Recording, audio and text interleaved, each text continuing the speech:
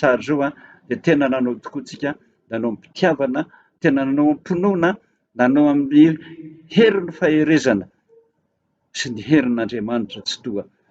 Dia izao tsika mbola velonaina izao. Fa ny mampalahelo azy dia izao maro be no milaza hoe efa reko izany e, efa reko izany e, tsy mbola nisokatra ny sofinao. Izany no mampalahelo azy, tsy mbola nisokatra mihitsy ny sofinao. Hoe samy bebaka daholo re tompoko, bebaka ho an'ny tany sy ny firenena, bebaka koa ho an'ny filoham-pirenena sy ny mpitondra fanjakana rehetra rehetra rehetra rehetra rehetra, angatao mafy amin'Andriamanitra mba hisy famindram-po sy famelan-keloka. Misaotra Jesosy, vavaka isika rehetra.